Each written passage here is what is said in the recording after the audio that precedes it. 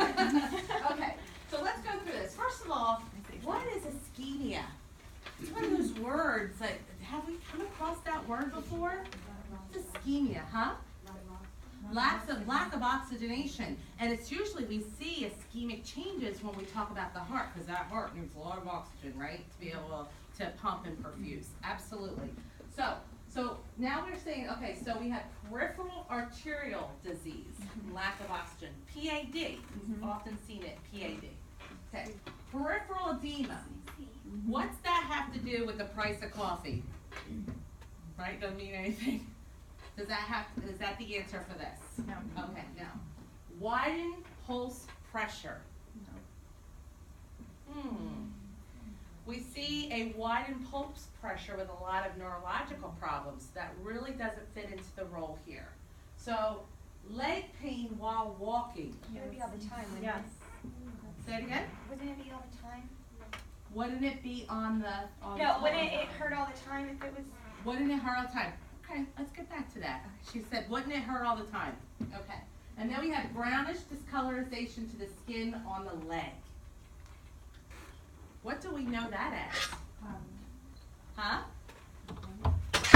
Pallor? Okay. So this is just a part of the content that if you don't know the difference between PAD and PVD, you wouldn't be able to answer this question. That's all that is, and you'll probably still get that content. With PVD, peripheral vascular disease, we often see the brownish discolorization to the skin on the leg. Doesn't have to do with peripheral arterial disease.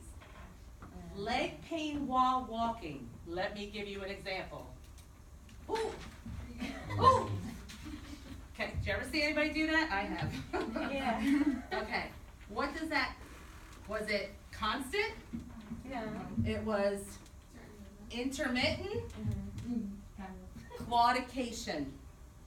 Oh, intermittent claudication, sign of PAD, poor perfusion to the legs.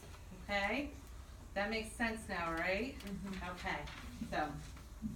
Okay, so next. Okay, so what are the appropriate nursing interventions that we do for these things? Okay, so let's move on to, this is a pulmonary embolism. This is what it looks like on an x-ray. So we're going to figure out what's the appropriate interventions that we do. On the right is normal perfusion of the lungs, and on the left you have a blood clot in there, poor perfusion to the lungs. Signs and symptoms, how would you perhaps assess that somebody may have a pulmonary embolism? Increased heart rate. Okay, short of breath. Coughing. Coughing what? Okay, what's that called?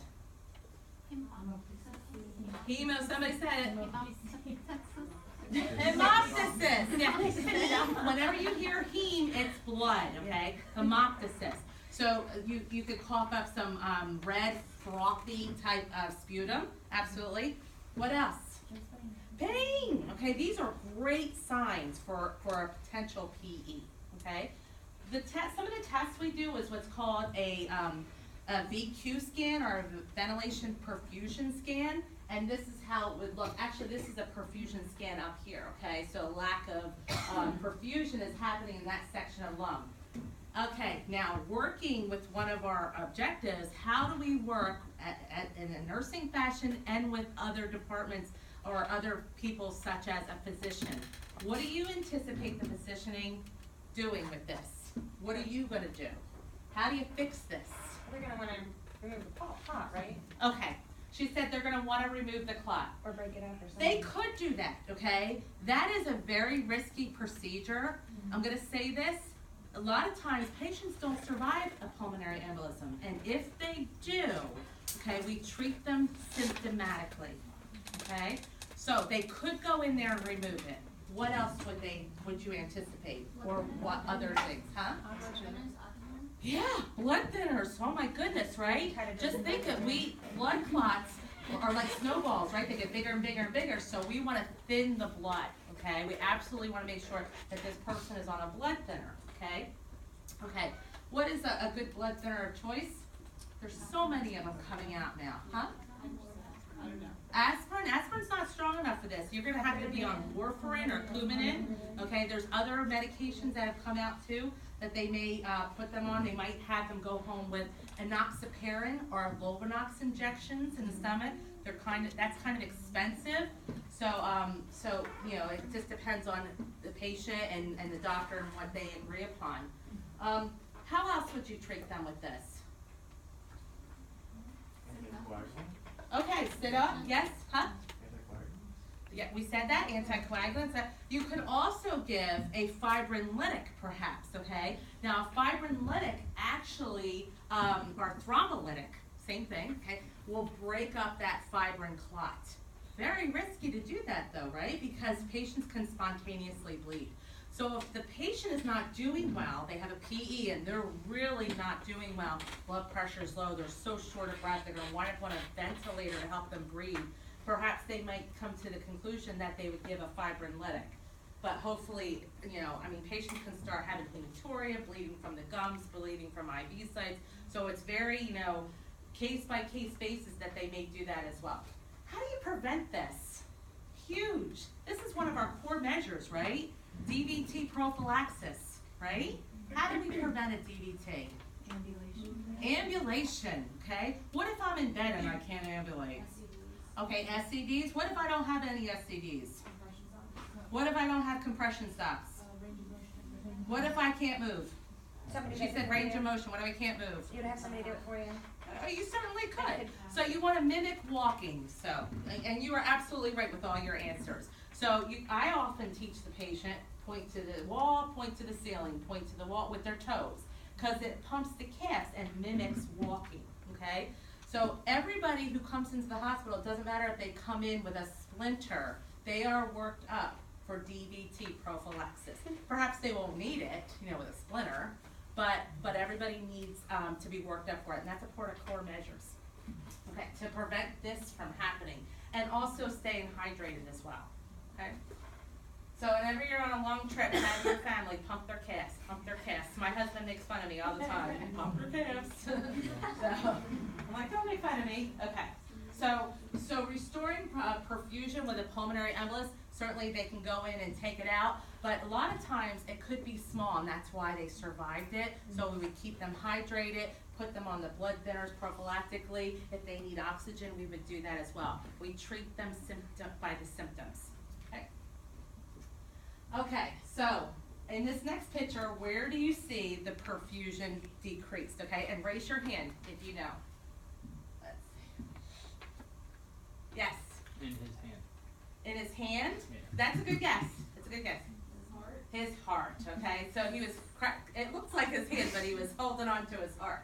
So when we have a decrease in perfusion in the coronary arteries, we can have a heart attack, okay? So that's a decrease of perfusion there. We have atherosclerosis that's building up, plaque builds up in our vessels. Eventually it could rupture and form a clot there, and we can have no perfusion at that time. So what do we have to do to fix this? Huh? Get them to the hospital to restore perfusion, okay? As a matter of fact, when the hospital enters that door, when the patient enters the hospital door, they have 90 minutes to restore perfusion, and the clock starts. Did you ever hear in the hospitals, MI alert, MI alert? And I'm like, I don't know, am I? So they'll call an MI alert to get everybody on guard, like this is what's happening. We have somebody coming in with a heart attack, possible heart attack, we need to restore perfusion.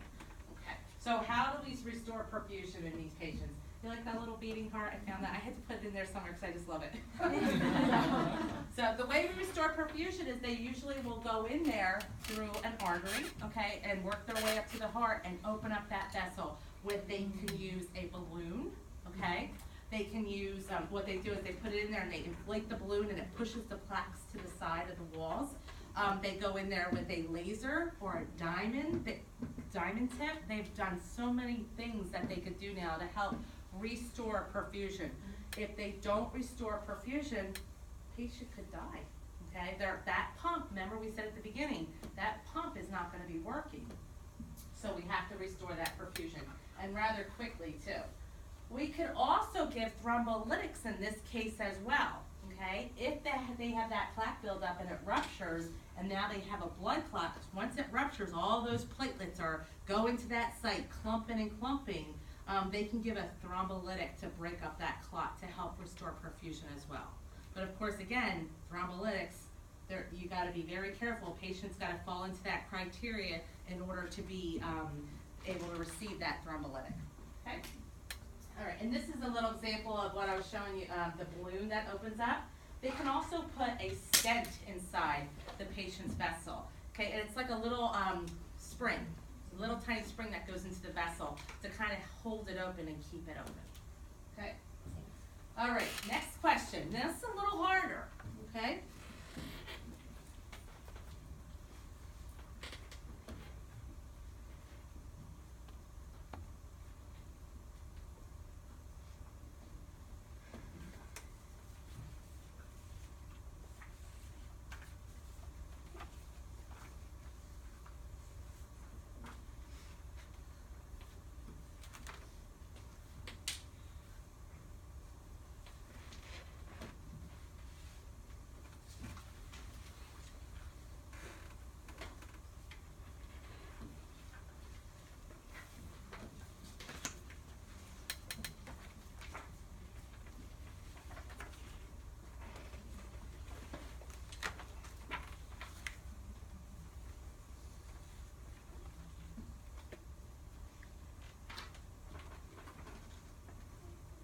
Okay, all right, so we got, a lot of you are saying B, and some of you are saying A, so let's go through this.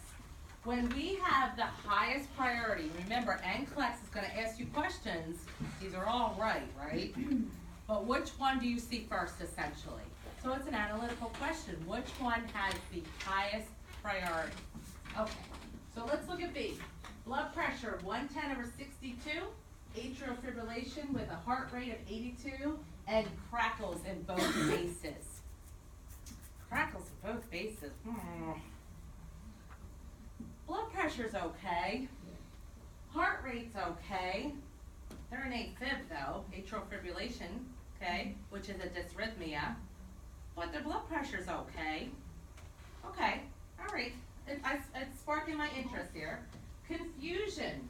Urine output of 15 mLs over the last 2 hours. Orthopnea. What's orthopnea? Difficulty breathing. So what do you have to do? Sit up. You'll see these patients sitting in a chair to sleep because they can't lay flat, okay? All right, confusion. Am I concerned with confusion? Yes. I am? Yes. Why? Because it's poor perfusion to the brain. Say it again? What did you say? If it's a change? Okay. Urine output of 15 mLs? That's bad. Why is that a big deal? It should be 30 It has to be 30 mLs. Who said? All right. You went there. How do you know? It's got to be 30 mLs. That's what all the books say, right? How did they come up with that? How did they come up with 30 mLs? Half milliliter per kilogram, yeah? Oh, you're smart. Yes. Okay. That is correct. But how did they come up with 30 mLs? Because 60 kilogram is like average, but He's absolutely right. He said 60 kilograms is average. If you look at something now, NCLEX can further break that down. You are correct, 30 mLs, and that's what we're taught, and that's the general average.